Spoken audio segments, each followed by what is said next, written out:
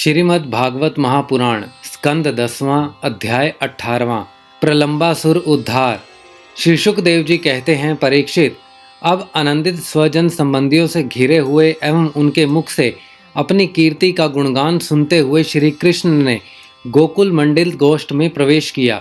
इस प्रकार अपनी योग माया से ग्वाल का सा वेश बनाकर राम और श्याम ब्रज में क्रीड़ा कर रहे थे। उन दिनों ग्रीष्म ऋतु थी। यह शरीरधारियों को बहुत प्रिय नहीं है, परंतु वृंदावन के स्वाभाविक गुणों से वहाँ वसंत की सी ही छटा रहती थी। इसका कारण था वृंदावन के परम मधुर भगवान श्याम सुंदर श्री कृष्ण और बलराम जी निवास जो करते थे। झिंगूरों की तीखी झंकार झरनों के मधुर झरझर में छिप गई थी। उन झरनों से सदा सर्वदा बहुत ठंडी जल की फुइयां उड़ा करती थी, जिनसे वहाँ के वृक्षों की हरियाली देखते ही बनती थी। जिधर देखिए हरी हरी धूप से पृथ्वी हरी हरी हो रही है। नदी, सरोवर एवं झरनों की लहरों का स्पर्श करके जो वायु चलती थी, उसमें लाल, पीले, नीले, तुरंत के खिले हुए, देर के खिले हुए कहार, उत्पल आदि अनेकों प्रकार के कमलों का पराग मिला हुआ होता था। इस शीतल, मंद और सुगंध वायु के कारण वनस्पतियों को गर्मी का किसी प्रकार का कलेश नहीं सहना पड़ता था। न दावाग्नि का ताप लगता था और न तो सूर्य का घाम ही। नदियों में अगाध जल भरा हुआ था। बड़ी बड़ी लहरें उनके तटों को चूम जाया करती थी। वे उनके पुलिनों से टकराती और उन्हें स्वच्छंद बना जाती। उनके कारण आसपास की भूमि गीली बनी रहती और सूर्य की अत्यंत उग्र तथा तीखी किरणें भी वहाँ की पृथ्वी और हरी भरी घास को नहीं सुखा सकती थी। चारों ओर हरियाली छा रही थी। उस वन में वृक्षों की पात फूलों से लद रही थी। जहाँ देखिए वहीं से सुंदरता फूट पड़ती थी। कहीं रंग बिरंगे पक्षी चहक रहे थे तो कहीं तरह तरह के हरिण चौकड़ी भर रहे थे। कहीं मोर कूक रहे थे तो कहीं भौरे गुंजार कर रहे थे। कहीं कोयलें कूक रही थी तो कहीं सारस अलग ही अपना अलाप छेड़े हुए थे। ऐसा सुंदर वन देखकर श्याम सुंदर श्री कृष्ण और गौर सुंदर बलराम जी ने उसमें विहार करने की इच्छा की। आगे आगे गौवें चली, पीछे पीछे ग्वाल बाल और बीच में अपने बड़े भाई के साथ बांसुरी बजाते हुए श्री कृष्ण। राम, श्याम और ग्वाल बालों के नव पल्लवों, मोर पंखों के गुच्छों, सुंदर सुंदर पुष्पों के हारों और गेरू आदि रंगीन धातुओं से अपने को भांति भांति से सजा लिया। फिर कोई आनंद में मग्न होकर नाचने लगा तो कोई ताल ठोककर कुश्ती लड़ने लगा और किसी किसी ने राग अलापना शुरू कर दिया। जिस समय श्री कृष्ण नाचने लगते उस समय कुछ ग्वाल बाल गाने लगते और कुछ बांसुरी सींग बजाने लगते।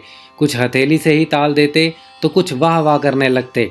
परीक्षित, उस समय नट जैसे अपने नायक की प्रशंसा करते हैं, वैसे ही देवता लोग ग्वाल बालों का रूप धारण करके वहां आते और गोप जाति में जन्म लेकर छिपे हुए बलराम और श्री कृष्ण की स्तुति करने लगते।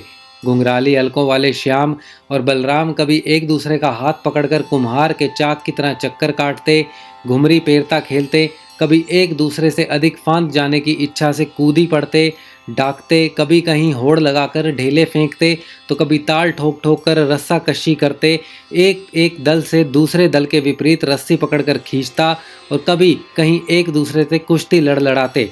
इस प्रकार तरह तरह के खेल खेलते। कहीं कहीं जब दूसरे ग्वाल बाल नाचने लगते तो श्री कृष्ण और बलराम जी गाते या बांसुरी, सींग आदि बजाते और महाराज कभी कभी वे वाह वाह कहकर उनकी प्रशंसा भी करने लगते।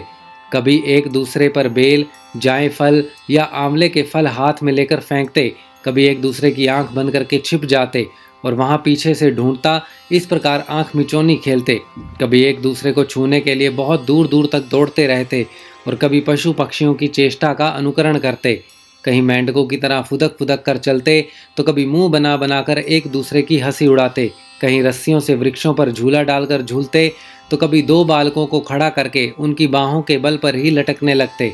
कभी किसी राजा की नकल करने लगते। इस प्रकार राम और श्याम वृंदावन की नदी, पर्वत, घाटी, कुंज, वन और सरोवर में से सभी खेल खेलते जो साधारण बच्चे संसार में खेला करते हैं। एक दिन जब बलराम और श्री कृष्ण ग्वाल बालों के साथ उस वन में गौवें चरा रहे थे, तब ग्वाल के वेश में प्रलंब नाम का एक असुर आया। उसकी इच्छा थी कि मैं श्री कृष्ण और बलराम को हर ले जाऊं। भगवान श्री कृष्ण सर्वज्ञ हैं, उसे देखते ही पहचान गए। फिर भी उन्होंने उसका मित्रता का प्रस्ताव स्वीकार कर लिया। वे मन ही मन सोच रहे थे कि किस युक्ति से इसका वध करना चाहिए।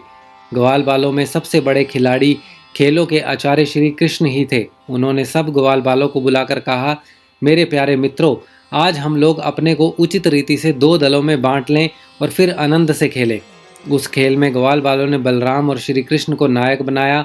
कुछ श्री कृष्ण के साथी बन गए और कुछ बलराम के।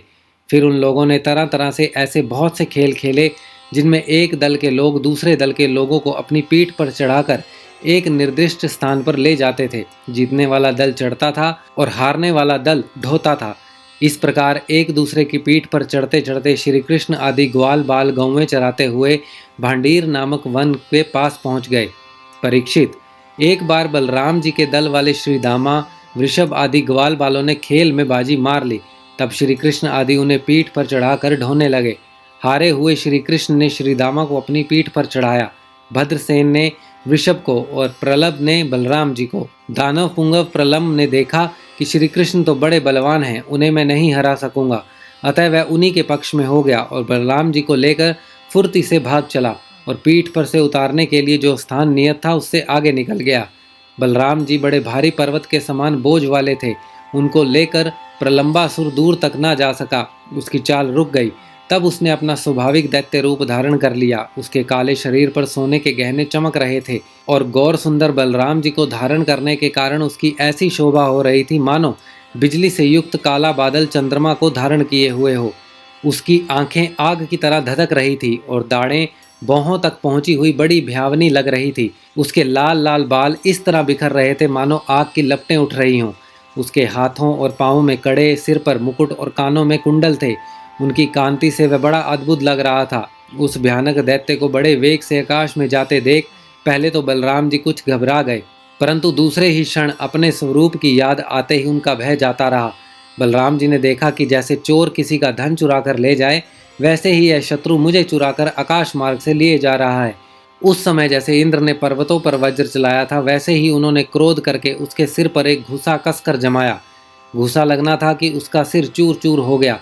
उसके मुंह से खून उगलने लगा, चेतना जाती रही और बड़ा भयंकर शब्द करता हुआ इंद्र के द्वारा वज्र से मारे हुए पर्वत के समान वह उसी समय प्राणहीन होकर पृथ्वी पर गिर पड़ा। बलराम जी परम बलशाली थे। जब ग्वाल बालों ने देखा कि उन्होंने प्रलंबासुर को मार डाला, तब उनके आश्चर्य की सीमा न रही।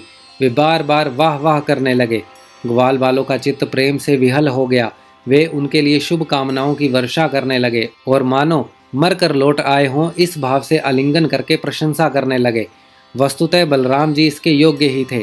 प्रलंबासुर मूर्तिमान पाप था। उसकी मृत्यु से देवताओं को बड़ा सुख मिला। वे बलराम जी पर फूल बरसाने लगे और बहुत अच्छा किया, बहुत अच्छा किया, इस प्रकार कहकर उनकी प्रशंसा करने लगे। श्रीमद् भागवत महापुराण स्कंद 10वां अध्याय 18वां समाप्त।